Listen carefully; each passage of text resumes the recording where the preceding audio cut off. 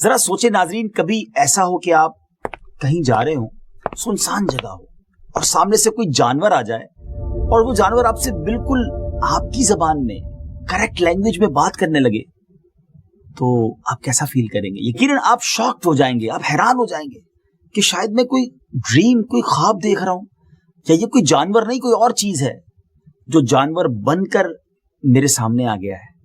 مختصر یہ کہ آپ حیران و پریشان ہو جائیں گے، اور ہو سکتا ہے کہ آپ ڈر بھی جائیں۔ ایسا ہی ایک واقعہ ایک چرواہے کے ساتھ ہوا تھا۔ چرواہا کون ہوتا ہے؟ جو جانوروں کو لے کر پالتے ہیں، بکریوں کو پالتے ہیں، گاؤں گوٹھوں میں ہوتے ہیں، آپ شہروں میں تو خیر نظر نہیں آتے۔ آئیے کچھ پیچھے چلتے ہیں ناظرین، تھوڑا نہیں، بہت پیچھے چلتے ہیں۔ یہ بات ہے تقریباً 1500 سال پرانی، اور یہ دور تھا ہمارے آقا مدینے والے مصطفیٰ صلی اللہ تعالی وسلم کا۔ ایک صبح چرواہا جو ہے، بکریاں چرانے والا، اپنے جانور کو چرا رہا تھا کہ اچانک ایک بھیڑیا حملہ کرتا ہے اور ایک بکری کو، اس کے اس پورے ریوڑ میں سے ایک بکری کو پکڑ لیتا ہے۔ چرواہا بغیر کسی نقصان کی پرواہ کیے اس نے بھیڑیے پر حملہ کر دیا، کیونکہ بکری اس کے ریوڑ کی تھی، اس کا مال ضائع ہو جاتا۔ اس نے کسی طرح اس بھیڑیے سے اپنی بکری کو چھڑا لیا۔ اب وہ بھیڑیا بھاگ تو گیا، مگر سامنے والے ٹیلے پر جا کر بیٹھ گیا، اور چرواہے سے اسی بھیڑیے نے بالکل صحیح اور فصیح عربی زبان میں بات کرنا شروع کر دی، اور چرواہے سے کہتا ہے کہ اللہ تعالیٰ نے مجھ کو رزق دیا تھا، مگر تو نے اس کو مجھ سے چھین لیا۔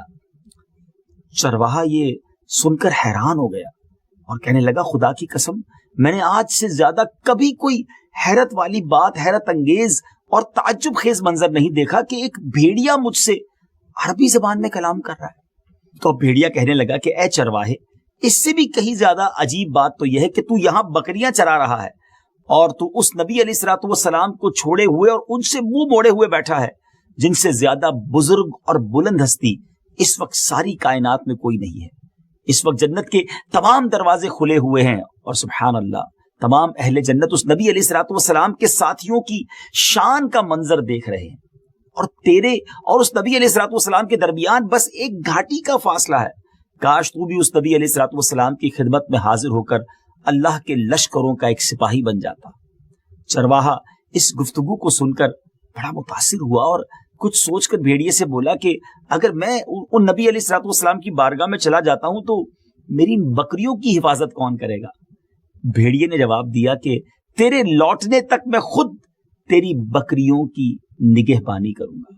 ناظرین، یہ منظر شاید اس آسمان و زمین نے پہلی بار دیکھا ہوگا کہ بھیڑیا یعنی وولف جو ہے وہ بکریوں پر حملہ کرتا ہے، اور آج یہ چرواہا، یہ بکریوں کو سنبھالنے والا، اپنی تمام بکریوں کو اسی بھیڑیے کے حوالے کر کے، اسی وولف کو نگہبان بنا کر اب اللہ کے نبی علیہ الصلوۃ والسلام کی بارگاہ میں حاضری کے لیے جا رہا ہے۔ اب چرواہے نے اپنی بکریاں بھیڑیے کے سپرد کی اور خود بارگاہ رسالت صلی اللہ تعالی علیہ وسلم میں حاضر ہوا، اور سبحان اللہ، دامن مصطفیٰ تھام کر اسلام میں داخل ہو گیا، مسلمان ہو گیا۔ پھر چرواہے نے پیارے آقا علیہ الصلوۃ والسلام سے بھیڑیے کے کلام کے بارے میں عرض کی، تو سرکار دو عالم علیہ الصلوۃ والسلام نے ارشاد فرمایا کہ تم جاؤ، اپنی سب بکریوں کو تم زندہ سلامت پاؤ گے، اور ایسا ہی ہوا۔ وہ چرواہا جب نبی پاک علیہ الصلوۃ والسلام کی بارگاہ سے واپس لوٹا تو یہ منظر دیکھ کر حیران رہ گیا کہ بھیڑیا اس کی بکریوں کی حفاظت کر رہا ہے، اور اس کی کوئی بکری بھی ضائع نہیں ہوئی ہے۔ سبحان اللہ، ہے نا حیرت انگیز، امیزنگ سٹوری۔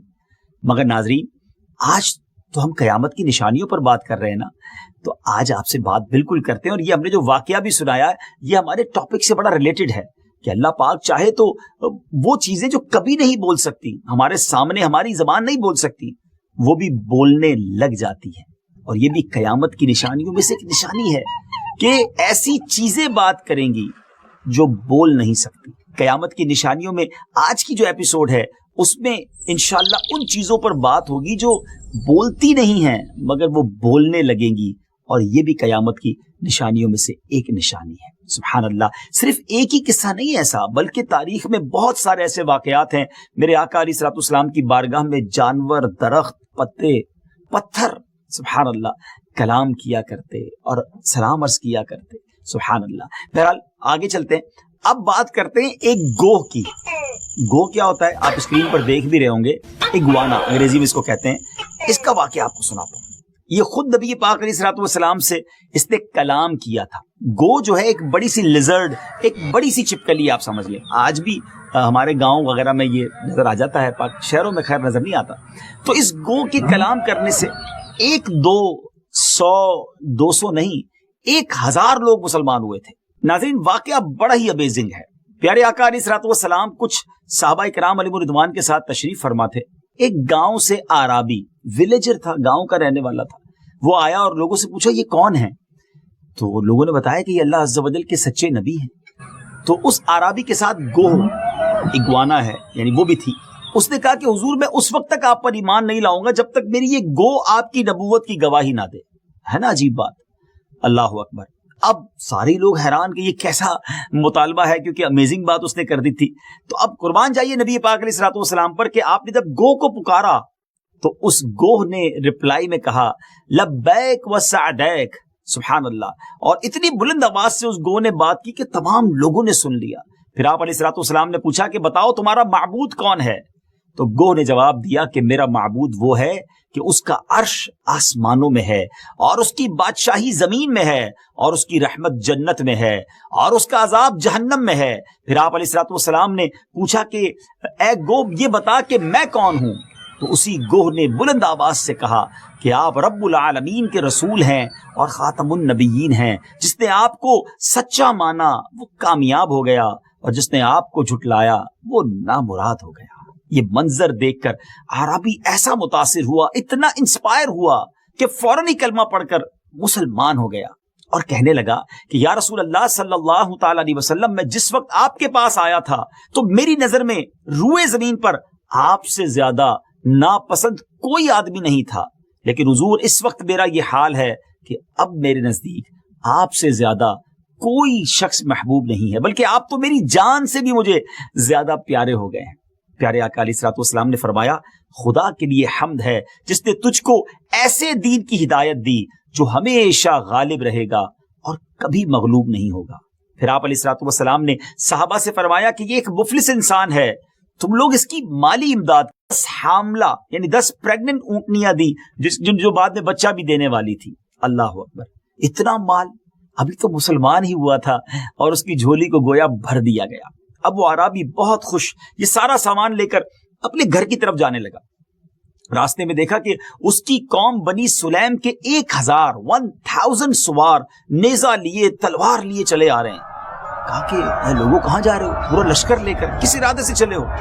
تو سواروں نے کہا کہ ہم اس شخص سے لڑنے جا رہے ہیں کہ جو یہ کہتا ہے کہ وہ نبی ہے اور ہمارے دیوتاؤں کو برا بھلا کہتا ہے.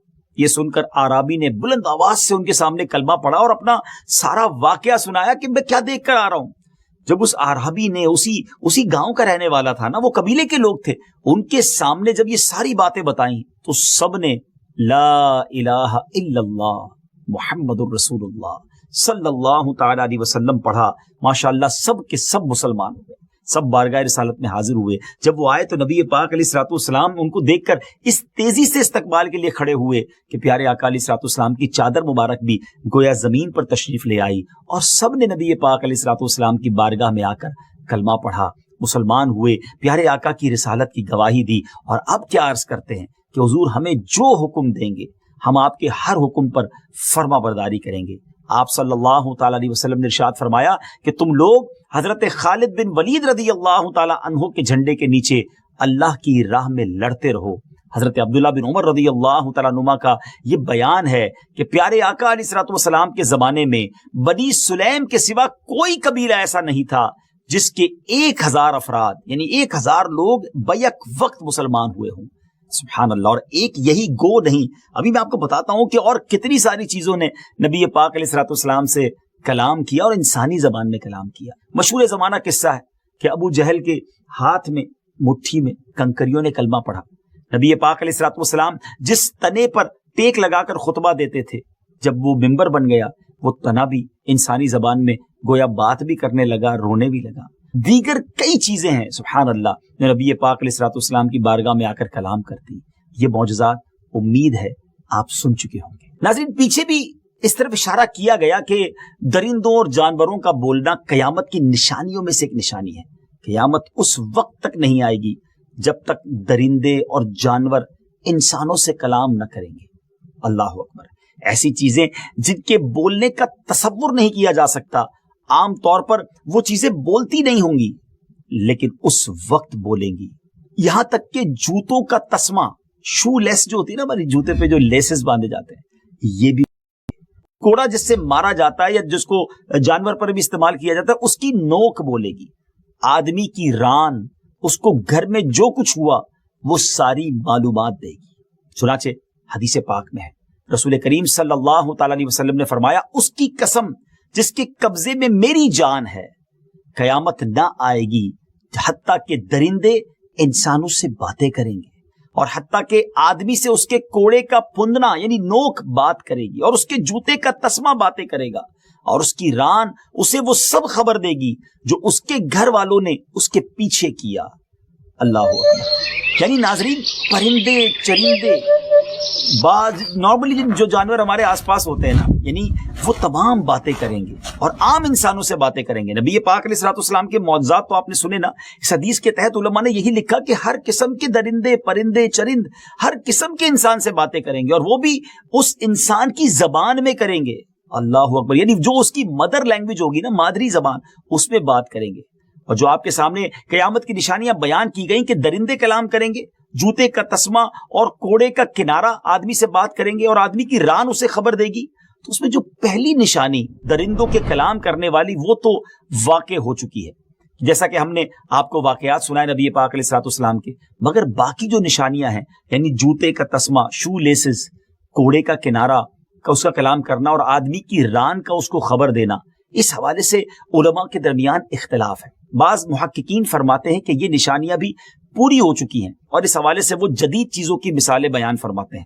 مختلف مشینیں یعنی موبائل فون، کیمرہ وغیرہ. اب دیکھیں یہ ہمارے قریب کیا ہوا پیچھے وہ بھی بتا دیتے ہیں، اور ہم سے باتیں بھی کر رہے ہوتے ہیں. جبکہ بعض علماء اس سے جدید آلات مراد نہیں لیتے، اور وہ کہتے ہیں کہ نشانیاں ابھی پوری نہیں ہوئی ہیں. بہرحال علماء کا اس میں اختلاف ہے، اور اللہ ہی بہتر جانتا ہے کہ